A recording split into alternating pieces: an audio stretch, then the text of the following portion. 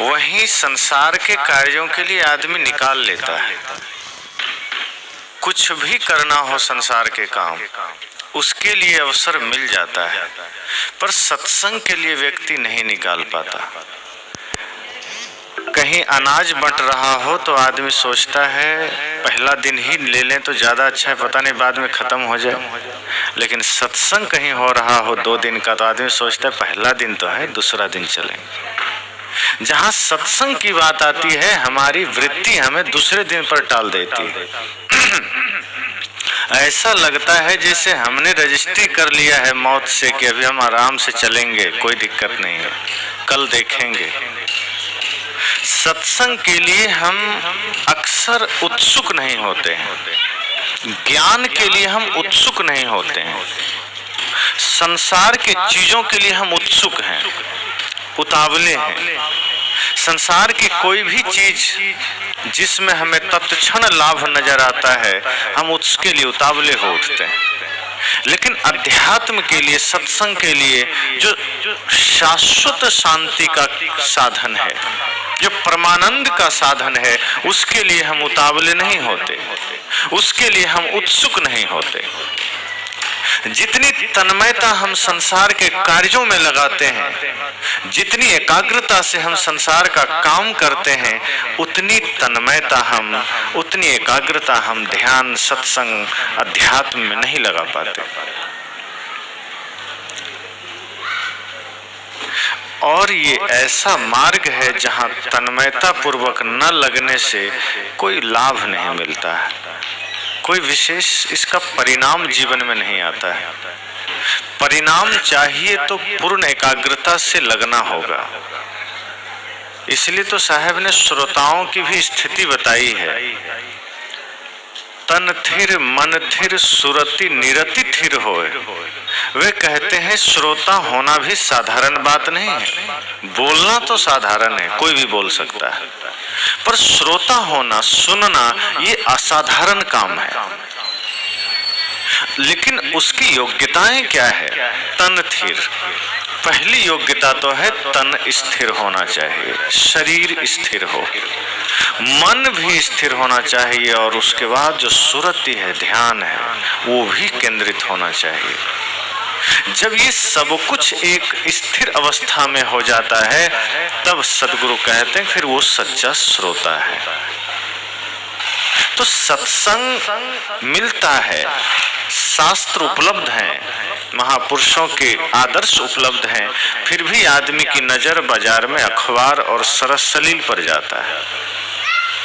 Mobile में भजन उपलब्ध है, प्रवचन उपलब्ध है, फिर भी आदमी मोबाइल खोलता है तो समाचार पर और गानों पर ही नजर जाती है।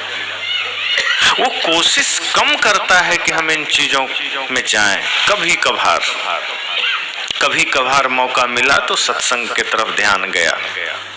अभी हम सत्संग के प्रति उत्सुक नहीं हैं, और जब सत्संग के प्रति उत्सुक नहीं है तो हम सामाजिक कार्यों से जुड़ नहीं पाते हैं, मानवीय चेतनाओं से हम जुड़ नहीं पाते हैं। जो एक नैतिक जीवन हमारा है हम उसमें जुड़ नहीं पाते हैं, हम अलग अलग हो जाते हैं, और जब हम अलग अलग चलते हैं तो उसका हमें फिर जीवन का लाभ नहीं मिलता। अक्सर आप सुनते हैं कि व्यक्ति जो अध्यात्म से जुड़ा हुआ होता है, धर्म से जुड़ा हुआ होता है, वो कोमल होता है, ये सुनते आए। जो कलाकार होते हैं वो कोमल होते हैं, जो संगीत प्रेमी होते हैं कोमल होते हैं, ये सुनते हैं। लेकिन आज इस वर्तमान समय में वो कोमलता पता नहीं चलती है, और वो कोमलता रह नहीं गई है, वो कठोरता हृदय में आ गई है, हृदय पत्थर सा हो गया है।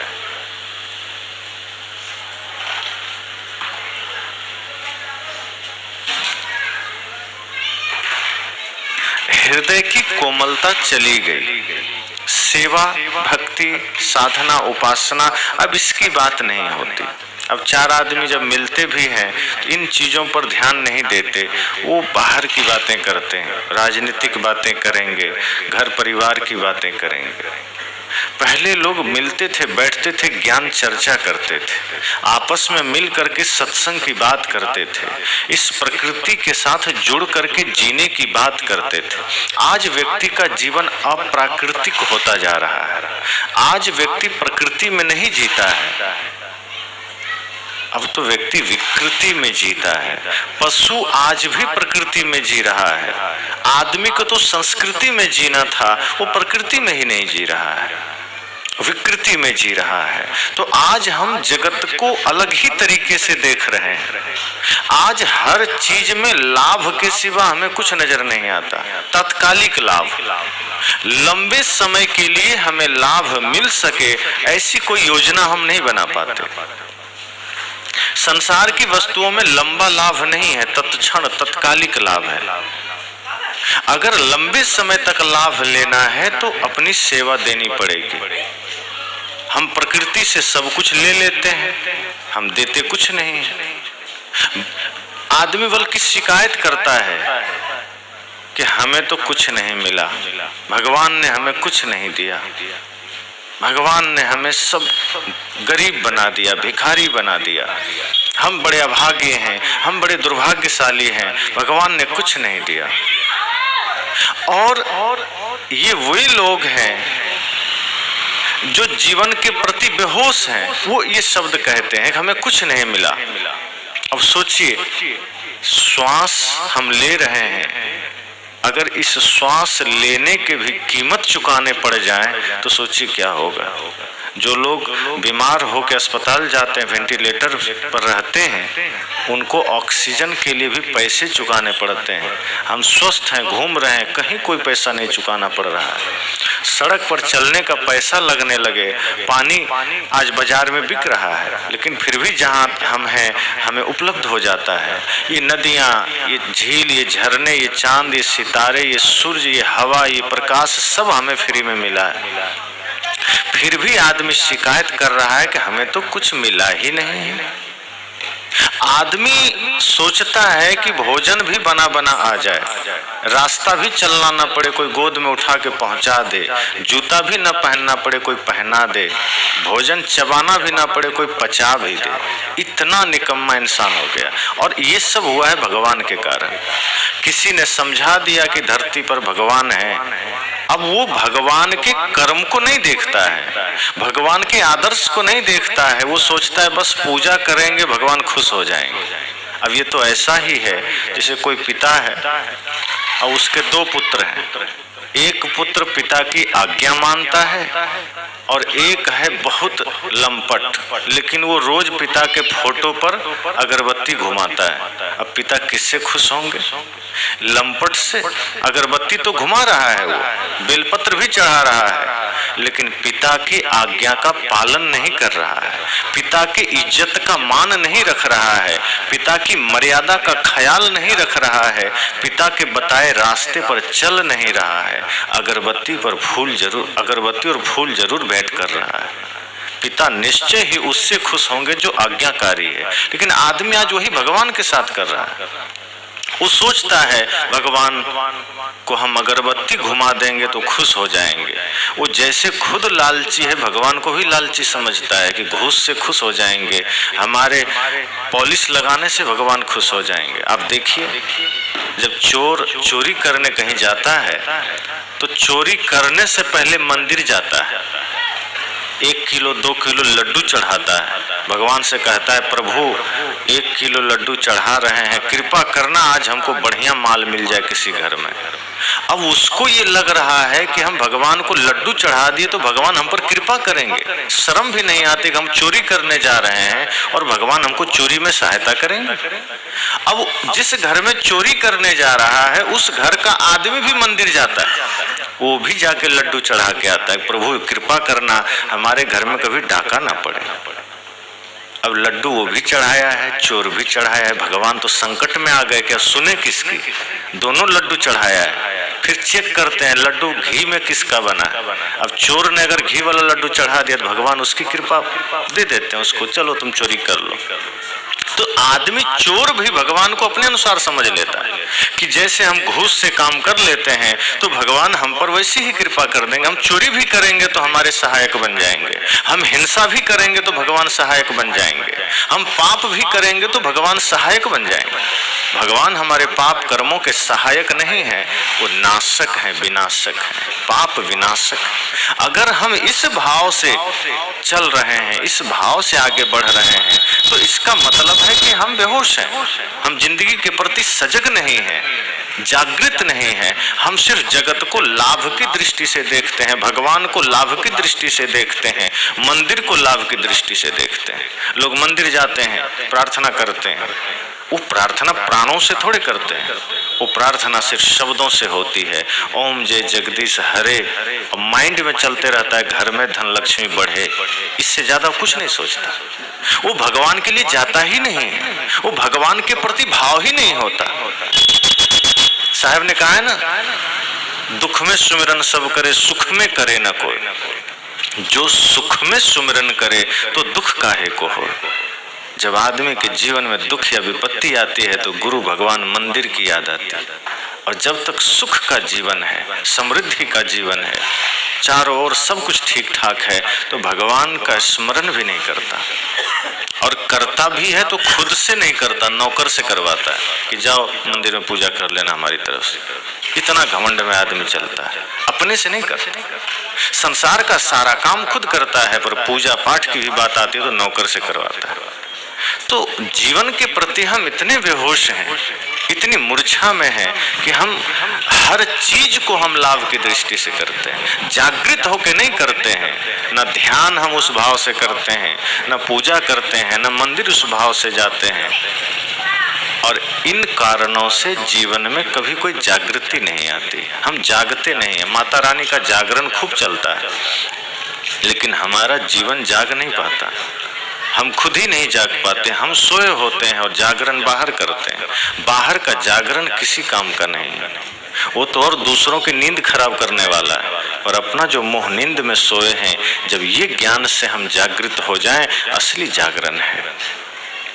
इसलिए मैंने कहा कि ये जो जीवन है, सबको एक अवसर मिला है, लेकिन बहुत कम लोग हैं जो सत्संग को जीवन में अवसर के रूप में लेते हैं कि जीवन थोड़ा है, ये सत्संग, ये ज्ञान, ये संदेश, भगवान, ये आदर्श हमें जीवन में जोड़ना है। हम महापुरुषों के आदर्शों को अपना आदर्श नहीं बनाते। हम सोचते हैं अगरबत्तियां घुमाएंगे काम हो जाएगा, हम सोचते हैं जल चढ़ा देंगे काम हो जाएगा।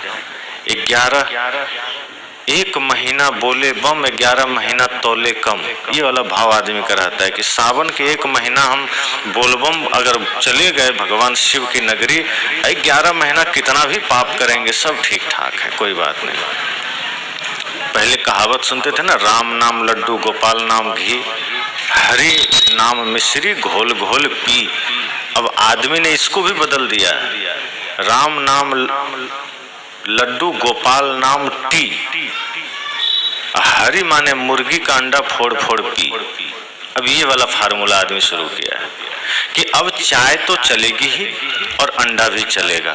अब तो लोग शाकाहारी मांसाहारी के चक्कर में पड़ रहा है कि अंडा तो शाकाहारी, जो मलमूत्र से निकल गया तो शाकाहारी हो जाएगा। आदमी की बुद्धि इतनी मारी गई है कि खाने की चीजों में भी विवेक नहीं लगाता कि क्या खाद्य है क्या अखाद्य है, अभक्ष खाए जा रहा है। जीवन को सिर्फ एक जुआ की भांति आदमी देख रहा है। और ऐसे ऐसे विचार भी हमारे सामने आ गए हैं कि हम जीवन को दिव्यता से झांकते ही नहीं है, परमानंद की दृष्टि से देखते ही नहीं है, पूरी सृष्टि को एक अहोभाव से देखते ही नहीं है। हम जहां देखते हैं आंखों में हमारा कहीं ना कहीं लोभ लालच होती है। और जब लालच की दृष्टि से हम संसार को देखते हैं तो कोई किसी में भगवान कहाँ दिखेंगे, फिर किसी में परमात्मा कहाँ दिखेंगे। फिर सदगुरु कबीर चाहे जितना कहें कि सब घट में रोसाइयां सुनी सेज न को, बलिहारी व घट की जागट प्रगट हो। साहब तो कहते हैं सब घट में परमात्मा बैठा है, और आदमी तो अपने भीतर भी झांकने को राजी नहीं। दूसरे को तो वो कुदृष्टि से देखेगा, दूसरे को तो वो लालच की दृष्टि से देखेगा कि सामने वाले ने घर हमसे बढ़िया कैसे बना लिया, हमारा घर बढ़िया होना चाहिए। उसकी गाड़ी हमसे बेहतर कैसे हो गई, उसका बेटा पहले नौकरी में कैसे चला गया। हमारे मन में ये कपट जाल चलता है। और अगर हम मंदिर चले भी जाते हैं तो भगवान से प्रार्थना करते हैं, प्रभु कृपा करना हमारे बच्चे तो अच्छे पोस्ट पर चले जाएं, लेकिन थोड़ा कृपा करना पड़ोसी का बच्चा थोड़ा नीचे रहे। अब ऐसा लगता है जैसे भगवान सुन भी लेंगे उसकी बात, अब वो खुशी खुशी लौटता है। अब मंदिर में जाके पाप की बातें कर रहा है, मंदिर में जाके स्वार्थ की बातें कर रहा है। साहब कहते हैं जीवन हमें मिला है और संभावनाएं सबको मिली है। हम यहाँ इस भाव से जिए कि जैसे सब सुखी रहें, सबके प्रति सुख की कामना हो, सबके प्रति प्रेम का भाव हो, स्वार्थ ना हो। स्वार्थ हमारे लिए ही जहर है। हम सोचते हैं तत्क्षण हमें कुछ लाभ मिल जाता है, पर स्वार्थ हमारे लिए ही जहर है। और जहां हम निस्वार्थ भाव में होते हैं पूरा संसार परिवार बन जाता है। तो प्रकृति तो हमें शिक्षा दे रही है कि जियो ऐसे जैसे सब दे के जियो, बिना दिए जीना ठीक नहीं। पेड़, नदियां, तालाब, सूरज, चांद, तारे सब कुछ निस्वार्थ भाव से सब अपना प्रकाश, अपना शीतलता, अपना जल, अपना सब कुछ हमें दे रहे हैं, बदले में हमसे कुछ नहीं लेते। आपने गीत सुना होगा, मधुवन खुशबू देता है, सागर सावन देता है, जीना उसका जीना है, जो औरों को जीवन देता है। कहा जीवन तो उसका असल मायने में है जो दूसरों को जीवन देता है, जो दूसरों को सुख देता है। जो दूसरों का सुख छीनता है वो जीवन नहीं है। जो दूसरों को शांति प्रदान करता है, जो दूसरों का सहायक बनता है, जो देना जानता है, असली जीवन वही है। और देना सिर्फ धन का ही नहीं होता। हमें ये लगता है धन नहीं है तो हम क्या दे सकते हैं। देना सिर्फ धन का नहीं होता। एक बार एक आदमी सदगुरु कबीर के पास गया। उसने सदगुरु कबीर से कहा कि गुरुदेव, आपकी नजर में धनी कौन है, आपकी नजर में सम्राट कौन है। वो आदमी सोचा किसी सेठ, साहूकार, राजा का नाम लेंगे साहब। साहब ने कहा तुम किसको धनी मानते हो। उल्टा सवाल साहब ने किया। तो वर्तमान के कुछ राजाओं का नाम उसने गिना दिया। कहा ये धनी है। साहब ने कहा ये सब तो एक नंबर के भिखारी हैं। वो आदमी हैरान हुआ, कहा कैसे, आप तो उल्टी बात कर रहे हैं। हमारी नजर क्या, संसार की नजर में ये सबसे धनी आदमी है। और देखिए मैं जिस आदमी को लेके आया हूं बगल में, ये बहुत बड़े आदमी। साहब ने कहा किस दृष्टि से, दिख तो तुम्हारे बराबर कर रहा है, बड़ा कैसे। कहा वैसे नहीं, धन में बहुत बड़े हैं। कहा और क्या खासियत है। कहा इसके एक काम करने के लिए 10-10 नौकर है, अपना काम खुद नहीं करते। 10-10, 15-15 नौकर लगे हैं इनके पीछे। साहब ने कहा फिर तो ये धरती का सबसे निकम्मा आदमी है।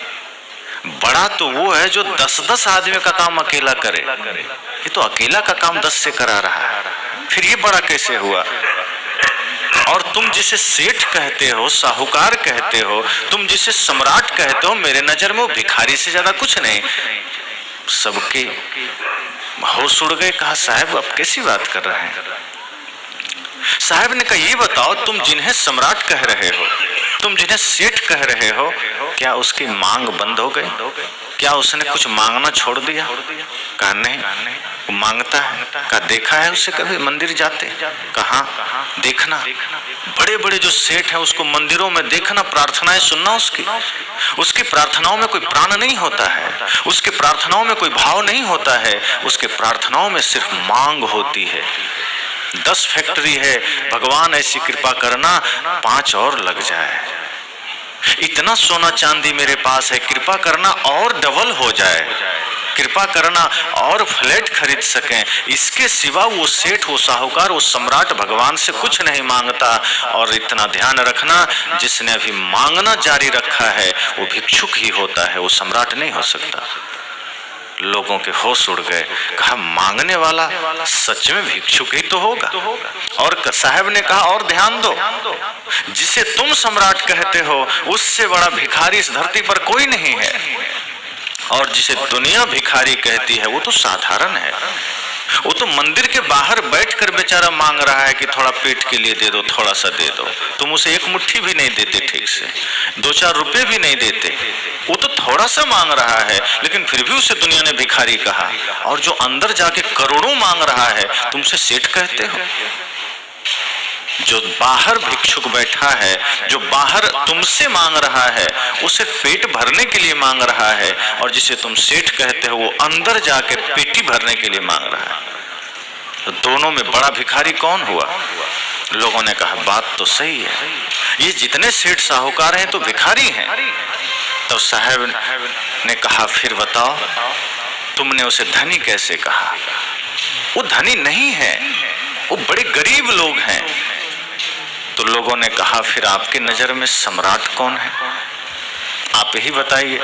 तब साहब ने कहा चाह गई चिंता मिटी, मनुआ बेपरवाह, जिनको कुछ नहीं चाहिए वो ही शाहंशाह।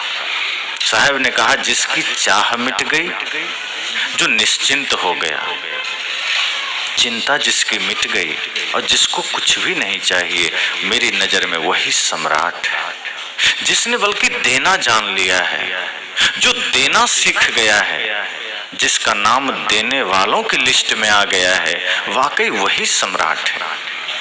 तब उस आदमी ने कहा गुरुदेव फिर तो हम सम्राट नहीं बन सकते। कहा क्यों? कहा हमारे पास तो उतना धन ही नहीं कि हम दे सकें। साहब ने कहा कि तुम फिर गलत समझ रहे हो।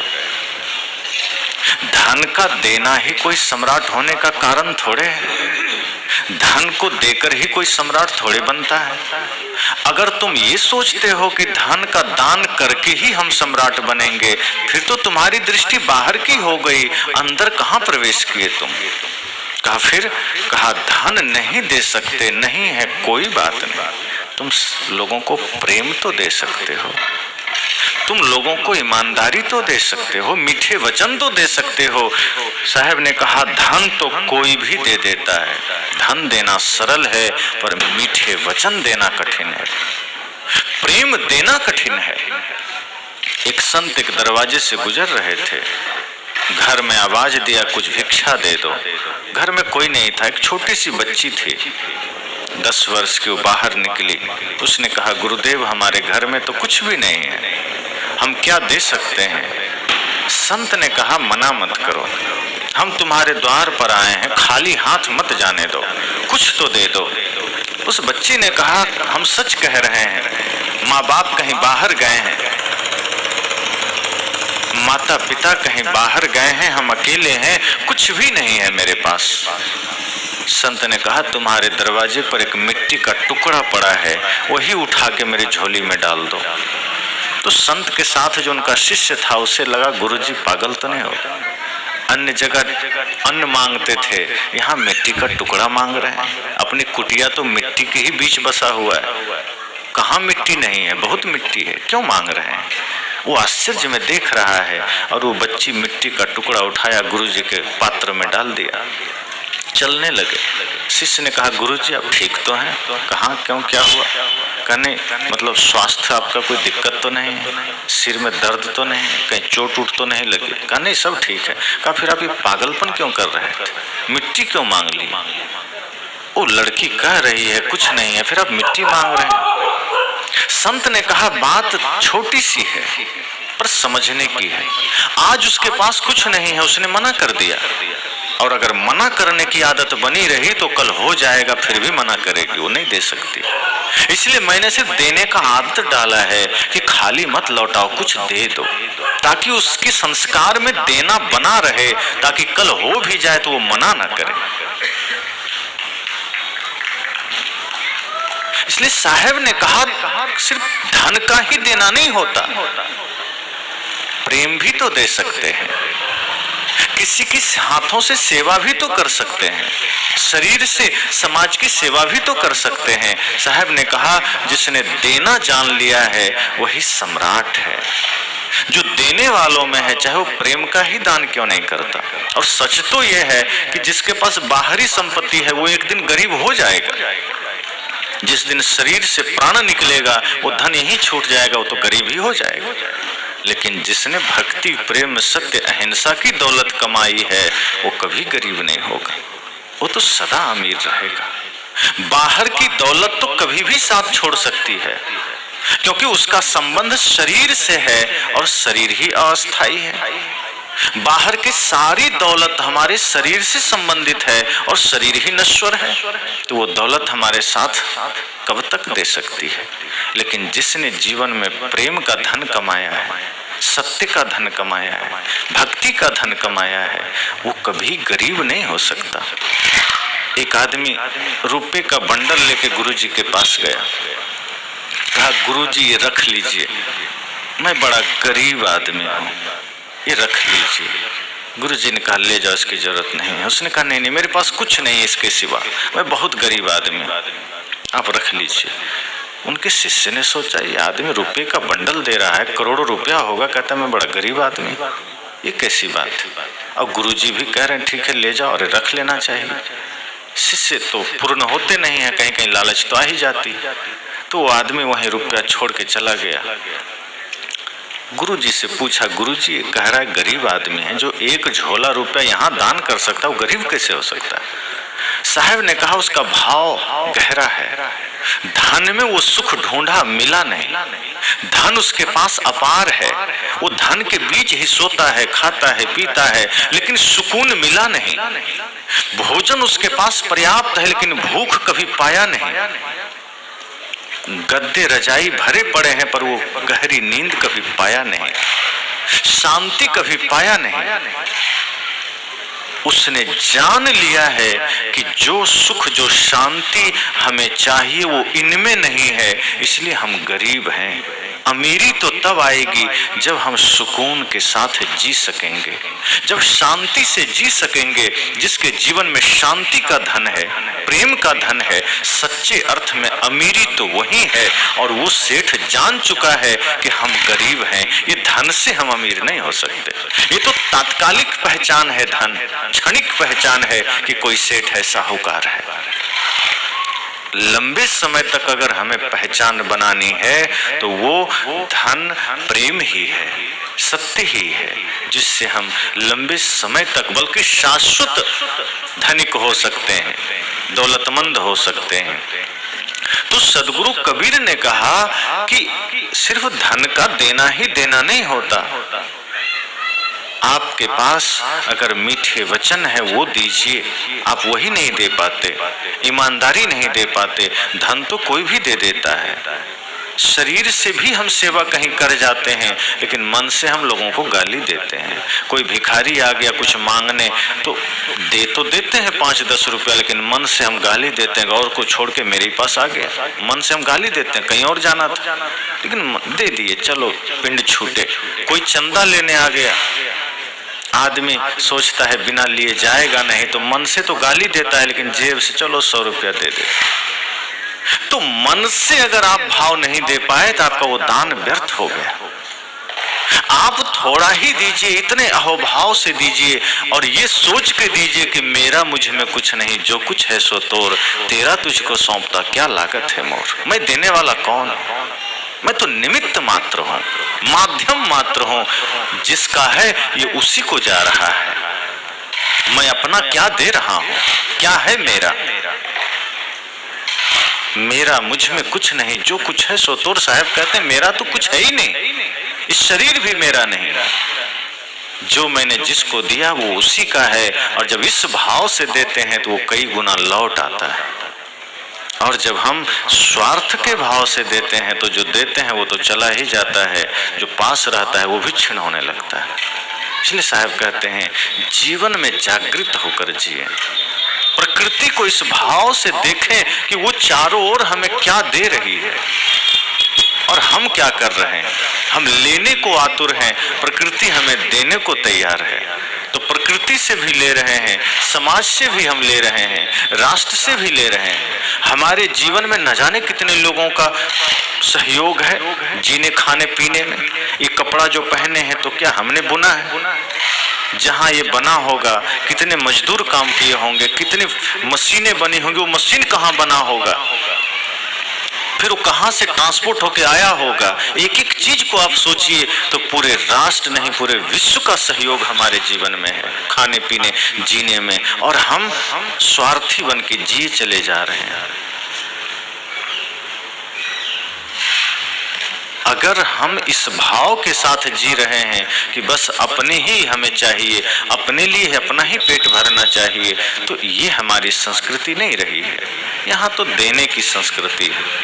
एक भिक्षुक एक दिन सोचा कि रोज मैं भिक्षा मांगता हूँ, रोज खाता हूँ, खत्म हो जाता है। एक दिन मैं राजा से मांगूंगा, दरबार में जाके राजा से मांगूंगा, सामान्य आदमी से तो ज्यादा ही दान मिलेगा। भिक्षुक मन में गणित लगा रहा था कि अगर मैं राज दरबार में चला गया तो वहां जो भिक्षा मुझे मिलेगी मैं अनंत मतलब समय तक सुखी हो जाऊंगा। पूरे श्वास रहते जब तक मेरा जीवन है मैं सुखी हो जाऊंगा। वही भाव लेकर वो निकला। फिर सोचा अगर मैं ऐसे ही चला गया खाली तो कोई नहीं देगा। तो आप देखते होंगे भिक्षुक लोग जब घर से निकलते हैं तो अपने पात्र में पहले ही कुछ डाल लेता है ताकि देख के लोग देता है। जब पात्र खाली हो तो कोई नहीं देता। जहां कुछ है तो आदमी को लगता है यही देना चाहिए, तो वो भी पहले से एक मुट्ठी चावल डाल लिया अपने पोटली में, ताकि कहीं मैं जा रहा हूं मांगने तो उसको ये न लगे कि अभी तक इसको किसी ने नहीं दिया, उसको लगे नहीं इसको लोग देता है, दिया है, चलो हम भी दे देते हैं। इसी भाव से वो चला। संजोग की बात थी कि वो जो राजा के दरबार में जा रहा था वो राजा भी उधर से चले आ रहे थे रथ पर सवार होकर। अब राजा से हितान लेना था और राजा ही चले आ रहे हैं। दूर से देखता है राजा की सवारी चली आ रही है, ये तो सोचता है लगता है मेरे सपने पूरे होने के दिन आ गए, मैं तो दरबार जाना चाहता था, राजा खुद मेरे सामने चला आ रहा है। आज तो बड़ा बढ़िया अवसर है, मैं झोली फैला के मांग लूंगा बहुत कुछ, और जब मिल जाएगा तो फिर वो सपने देखने लगा कि अगर राजा ने मुझे बहुत ज्यादा धन दे दिया तो क्या करूंगा। तो सबसे पहले घर बनाऊंगा, वो सपने देख रहा है। उसके बाद गाड़ी रथ खरीदूंगा, उसके बाद बढ़िया सोने चांदी इकट्ठा करूंगा, बढ़िया रेशमी वस्त्र खरीदूंगा। तब तक देखता है राजा की सवारी और निकट आ गई। अब सोचता है अब सपने देखना छोड़ना पड़ेगा, अब जल्दी जाना पड़ेगा, नहीं तो पता चला राजा की सवारी निकल जाएगी। वो पोटली लिए आगे बढ़ा और रुका। राजा की सवारी भी, रथ भी आके रुक गया। संजोग की बात थी राजा भी उतर गया और ये भी अब उतर के अपना पोटली आगे फैलाना ही चाहता था कि राजा ने पहले ही अपना आंचल ऐसे कर दिया कि मुझे कुछ दे दो। भिक्षुक का तो दिमाग ही काम नहीं किया कि राजा है कि भिखारी है, मैं कुछ मांगने आया था, ये मुझसे ही मांग रहा है, ये कितना बड़ा भिखारी है। आज तक हमसे किसी ने नहीं मांगा, मैं तो खुद भिखारी, मैं तो दूसरों से मांगता हूँ, ये राजा कहीं पागल तो नहीं हो गया, मुझसे ही मांग रहा है। अब वो बार बार देख रहा है राजा है कोई दूसरा तो नहीं, देखता है मुकुट वही है, रथ है, सैनिक है, हाँ राजा तो है, तो क्या ये दरिद्र हो गए, क्या इसका राज्य बर्बाद हो गया। और राजा कह रहा है कुछ दे दो। अब ये आदमी सोचा बड़ा संकट हो गया, मैं तो राजा से मांगने आया था, मैं तो सोचा था मैं आज तृप्त हो जाऊंगा, मैं आज कृतार्थ हो जाऊंगा, और राजा मुझसे मांग रहा है और राजा कह रहा है कुछ तो दे दो। अब ये सोचा लगता है मुझसे बड़ा भिखारी खुद यही है, चलो दे देते हैं। लेकिन आज तक उसने कभी दिया नहीं था, पहली दफा उसे देने की नौबत आई थी। आज तक सिर्फ उसने मांगा ही मांगा था, दिया कभी नहीं था। इसलिए पोटली में हाथ डाला तो हाथ कांप रहे थे, पसीना से भीग गया था, क्योंकि कभी निकाल के दिया नहीं था, लेके डाला बस था। और राजा भी अड़ा हुआ है, वो भी जिद पर है कि दो, बिना दिए मैं हटूंगा, बिना लिए मैं साइड नहीं होऊंगा। भिखारी कहा लगता है इससे बात नहीं बनेगी, मेरे सारे सपने टूट गए, तो मेरा रखा हुआ अनाज भी मांग रहा है। अब मुझे दूसरे के घर ही मांगना पड़ेगा, अच्छा हो थोड़ा सा दे के साइड हो जाऊं। लेकिन हाथ डाला, चावल पकड़ा तो मुट्ठी धीरे धीरे ढीली हो रही है। वो सोच रहा है मैं कैसे दे दूं, कभी देना जाना ही नहीं था, कभी दिया ही नहीं था, लिया ही लिया था। मुट्ठी ढीली हो रही है, चावल गिरते चले जा रहे हैं। बाहर आते आते हाथ निकालते निकालते सारे चावल गिर गए, सिर्फ 5 दाना बचा था। बड़े गौर से देखता है, आंखों में आंसू है, चावल से कह रहा है क्षमा करना, अब हम तुम्हें दूसरे को दे रहे हैं। हाँ, आज तक तो हमारे साथ थे, क्षमा करना। और आंख बंद करके राजा के पोटली में दिया और घूम गया और चिंतित है कि मेरा 5 दाना चावल चला गया। बड़ा दुख, दिया ही नहीं था कभी, लिया ही लिया था, इसलिए 5 दाने चावल में भी उसको पीड़ा हो रही है। अब वो बड़ी चिंता में व्यग्र होकर के बाहर भीतर बाईं ओर मुड़ा और अपने घर की ओर चला। दौड़ते हुए घर गया, पोटली बाहर रखा, खाट पर लेट गया जैसे कोई बुखार आ गया हो। पत्नी ने कहा राजा से मांगा है? क्या दिया राजा ने? कहा पूछो मत, सब बर्बाद हो गया, हम तो लुट गए, मिला कुछ नहीं, जो था उसमें से भी राजा को देना पड़ गया। क्या राजा है कि भिखारी? पत्नी ने कहा तो पोटली कहाँ दिया, तुम जो घर से अनाज लेके गया था वो गारे, उसमें से भी 5 दाना चला गया, बड़ा दुख हो रहा है, बड़ी मुश्किल से मांगे थे। पत्नी ने कहा चलो ठीक है, तुम जो पोटली वापस लाए हो इसको हम वापस चावल रख लेते हैं, अब तैयारी करो कहीं और मांगने की।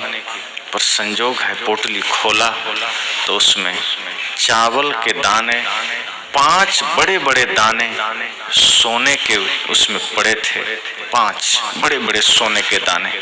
पत्नी कहती झूठ बोलते हो हमसे, राजा से तुम सोना मांग के लाए हो, हम गहना न बनवा ले, तुम झूठ बोलते हो। भिखारी ने कहा क्यों दिमाग खराब करते हो, 5 दाना चला गया है, मैं ऐसे ही टेंशन में हूँ, तुम मुझे सोने की बात करते हो, अरे चावल चला गया तुम सोने का। देखो तो इस तुम्हारे पोटली में 5 चावल जैसा ही दाना है लेकिन सोने का है और बड़ा बड़ा है। भिखारी देखता है, उसकी आंखें फटी की फटी रह गई। कहा ये हुआ कैसे? तब उसे ध्यान आया, हमने जो 5 दाना उसको दिया था वही। उसको ध्यान आया, किसी संत ने कहा था जब हम दान करते हैं तो लौट के आता है। अब उसको ध्यान आया कि हमने 5 दाना दिया है, कहीं वही तो लौट के नहीं मुझे सोने के रूप में मिला है। अब वो रोने लगा, अब सिर पटक पटक के रोने लगा। पत्नी ने कहा अब क्या, अब तो खुश हो जाओ। कहा दुर्भाग्य है मेरा, मैंने पूरा पोटली क्यों नहीं दे दिया राजा को, मुझे तो पूरा चावल ही दे देना था। कहा जब तुम्हें ध्यान नहीं था तो 5 दाना भी देने में बुखार आ रहा था, और जब अब तुम्हें सोना दिख गया तो पूरी पोटली की बात करते हो। तुम तो दान में भी स्वार्थ देखते हो, तुम तो किसी को कुछ देते हो तो भी स्वार्थ देखते हो। और स्वार्थ हो सकता है ये कहानी में उसका दान से सोना मिल गया हो, लेकिन स्वार्थ से दिया गया अपने बेटे को भी जो सेवा हम देते हैं उसका बदले में कुछ नहीं मिलता। मंदिर में पूजा भी अगर हम स्वार्थ से करते हैं उसका कोई परिणाम नहीं मिलता। संत गुरु की सेवा करें, सत्संग करें, अगर लक्ष्य स्वार्थ है, भीतर स्वार्थ है, उसका कभी सार्थक परिणाम नहीं आता। इस धरती पर परिणाम अच्छे तभी आते हैं जब हम निस्वार्थ भाव से कदम बढ़ाते हैं, जब हम इस प्रकृति को परिवार समझ करके और हम जुड़ते हैं, जब हम प्रकृति के संरक्षण में खड़े होते हैं, जब समाज के परिवर्तन में खड़े होते हैं, जब हमारे द्वारा कुछ शुभ होता है और वो शुभता हमारे प्रेम भाव से होता है, बिना कोई कामना के। कोई भिक्षुक हो, कोई जरूरतमंद हो, कोई लाचार हो, कोई असहाय हो, उसकी सेवा हम जब करें, उसकी सहायता करें, कामना रत्ती भर भी नहीं हो, इस भाव से करें कि बस मैं एक निमित्त हूँ, मुझे एक अवसर मिला है कुछ देने का, कुछ सेवा करने का। सेवा में कोई कामना नहीं हो, किसी की भी सेवा हो, निस्वार्थ सेवा हो। आज सेवा सिखाए जाते हैं, जगह जगह सेवा करनी चाहिए, सेवा करनी चाहिए। आदमी सेवा भी दिखाने के लिए करता है। आप देखेंगे बहुत जगह कोई एक पौधा भी लगाया तो बैनर लगा के फोटो खिंचा के 10 जगह फोटो डालेंगे। पौधा भले एक ही लगा हो, कहीं किसी को दान दिया जा रहा है, किसी को एक केला भी दान दिया तो उसको 4 आदमी मिलकर एक केला को पकड़ता है, लो अब एक केला देने में 4 आदमी की क्या जरूरत है? चुपचाप दो, निकलो। ऐसा लगता है 10-20 किलो केला दे रहा है। तो आदमी थोड़ा सा करता है, दिखाता ज्यादा है। संत कहते हैं बहुत करो दिखाओ कुछ भी नहीं। जिसको देखना है वो देख रहा है, जिसको जानना है वो जान रहा है, और जिसको दिखाना चाहते हो उसको कोई फर्क नहीं पड़ेगा। आप जिसको अपना दान दिखाना चाहते हैं उसको कोई फर्क नहीं पड़ेगा, क्षण भर का गुदगुदी होती है बस। अरे वो आदमी इतना किया, बस उससे ज्यादा कुछ नहीं। साहब कहते हैं कभी भी इस भाव से नहीं करिए। सेवा जबरदस्ती थोड़े होती है, सेवा तो भाव से होती है। संसार की ही सेवा हम करें, भाव से करें, भीतर से जागृत हुआ हो। जबरदस्ती सेवा नहीं होती। एक स्कूल में शिक्षक बता रहे थे बच्चों को सेवा करनी चाहिए, कुछ न कुछ सेवा जरूर करनी चाहिए। तो 2-3 बच्चे खड़े हुए, कहा गुरुजी समझे नहीं सेवा कैसी। कहा कभी सड़क में झाड़ू लगा दो, घर में झाड़ू लगा दो, कभी किसी बूढ़े को सड़क पार करा दो, कभी किसी को पानी पिला दो। ये छोटे छोटे बच्चों को सेवा बताया। कहा स्कूल आते यहाँ झाड़ू लगा दो। बच्चों ने कहा ठीक। दूसरे दिन सभी बच्चे आए, मास्टर ने कहा कल हमने कहा था सेवा कुछ करनी चाहिए, तुमने किया? 3 बच्चे खड़े हुए कहा हमने सेवा किया। क्या किया? एक ने कहा मैं आज एक बूढ़ी औरत को रास्ता पार कराया। शिक्षक ने कहा वाह बहुत बढ़िया बात, पहले ही दिन में तुमने इतनी तरक्की कर ली, बहुत अच्छी बात है, धन्यवाद। दूसरा लड़का से पूछा तुमने क्या किया? उसने कहा मैंने भी एक बूढ़ी औरत को रास्ता पार कराया। गुरुजी थोड़ा सा सहमे, कहा मामला क्या है? फिर कहा कोई बात नहीं, बहुत सी बूढ़ी औरतें होती है, हो सकता है इसने भी कराया हो। तीसरे से पूछा तुमने क्या किया?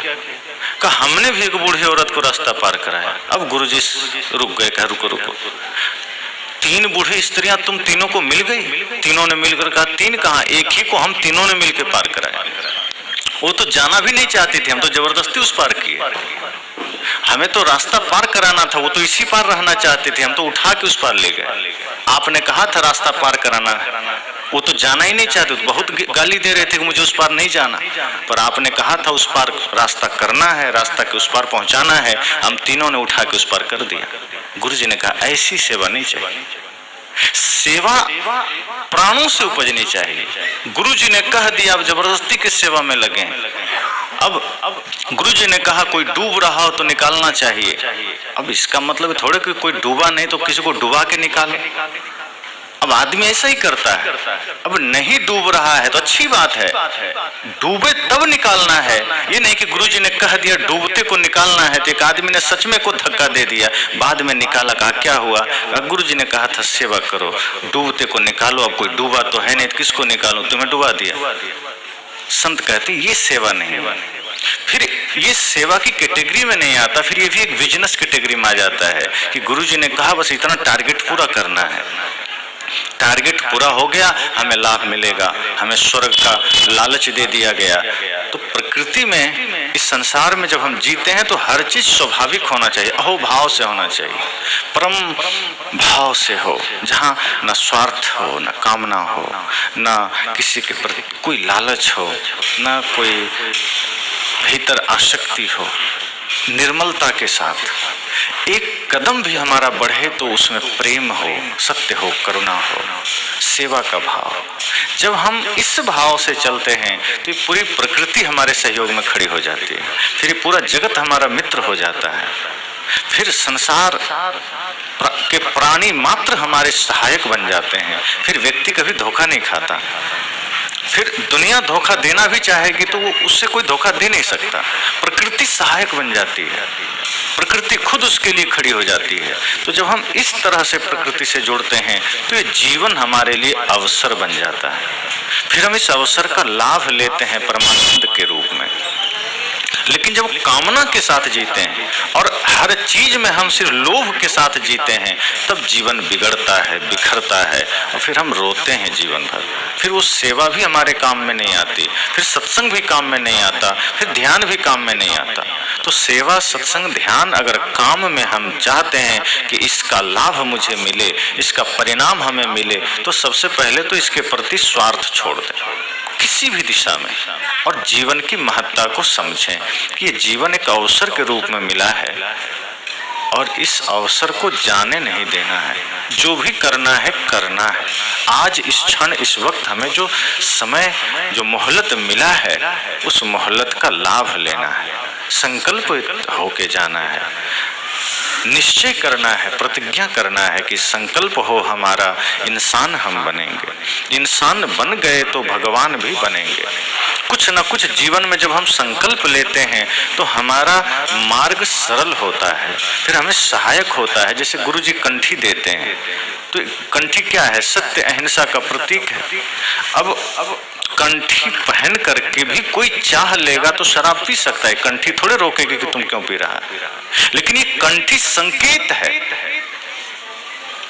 कोई आदमी कंठी पहना हो और वो झूठ बोलता है तो सामने वाला कहता है तुमको झूठ नहीं बोलना चाहिए, गले में माला है।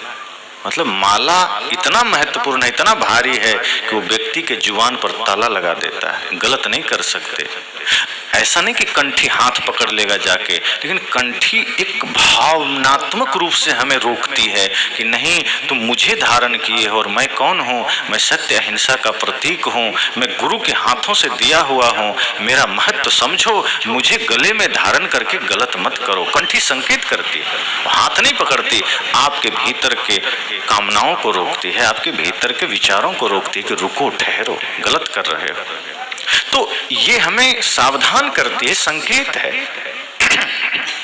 और गुरुजी माला कब देते हैं? जब देख लेते हैं कि शिष्य में माला पहनने का गुण आ गया है, किसी को भी नहीं दे देते। जब देख लेते हैं कि व्यक्ति अब धर्म के मार्ग पर चलने का ट्रेनिंग ले चुका है, चलने को बढ़िया तत्पर हो चुका है। बहुत से गुरुजी हैं पहले ही माला दे देते हैं कि पहन लो, सब कल्याण होगा। अब कुछ शिष्य तो मर्यादा रख लेते हैं, कुछ फिर तोड़ करके मांस खा लेते हैं, फिर गुरुजी आते हैं फिर गले में पहन लेते हैं। वो माला को से दिखावे के लिए पहनते हैं। आप देखिए, पुलिस विभाग हो, सेना का विभाग हो, कहीं भी आप जाएंगे तो पहले ट्रेनिंग दी जाती है, वर्दी पहले नहीं दी जाती, वर्दी बाद में दी जाती है। अचानक कोई गया और वर्दी पहना देगा, क्या जानेगा? पहले कहीं भी ट्रेनिंग होती है, जो ट्रेनिंग में वो कंप्लीट हो जाता है, वर्दी तो बाद में बस एक पहचान के लिए दी जाती है। हाँ, अब ये पुलिस है, क्योंकि बिना वर्दी में पुलिस आ जाए तो आपको डर ही नहीं लगेगा, किसी को नहीं लगेगा। वो भले ही जान रहे हैं पुलिस है, लेकिन अगर वो वर्दी में नहीं है तो भय होता ही नहीं है। लेकिन वो पुलिस नहीं भी है, नकली पुलिस वर्दी में आ जाए तो आदमी कांपने लगता है। जो चोर प्रवृत्ति का आदमी, अच्छा आदमी भी कांपने लगता है, पता नहीं क्या कहेगा, क्या बोलेगा। इसलिए कंठी जब हम पहनते हैं तो ये हमें सांकेतिक रूप से रोकती है। तो इसीलिए सत्संग, भक्ति, प्रेम, इन्हीं भावों से हम धारण कर सकते हैं, इन्हीं निस्वार्थ भावों से, कामना रहित भावों से, जहाँ कोई कामना ना हो, जहाँ कोई स्वार्थ ना हो। तो ये पूरा जगत हमारा सहायक बन सकता है, ये पूरे जगत के लिए हम सहायक हो सकते हैं। इसी भाव से कि प्रकृति हमें देती है, उसी भाव से हम भी जगत को दें। यही भाव करते करते हम यात्रा करें इस जीवन की, जहां आप पाएंगे कि चारों ओर शुभ का ही दर्शन होगा। तो इस सत्र में सदगुरु कबीर को स्मरण करते हुए इसी भाव के साथ कि हम सब भी जीवन में जो अवसर मिला है, जो समय मिला है, उसका सदुपयोग करें। उस अवसर को गवाएं नहीं। हम तो अवसर गंवाते चले जाते हैं, क्षण भर का भी अवसर मिलता है हम उसको खो देते हैं। संसार के कार्यों के लिए तो अवसर ना मिले तो बना लेते हैं, लेकिन अध्यात्म के लिए, धर्म के लिए, परमानंद के लिए, मोक्ष के लिए अवसर सामने रहता है, हम उसको नजरअंदाज कर देते हैं। संसार के लिए अध्यात्म को ठुकराना नहीं है, अध्यात्म कोई बोझ नहीं है, ये तो जीवन दर्शन है, ये तो स्थिति है। बाहर की चीजों को धारण करने के लिए कुछ हो सकता है खाली करना पड़े।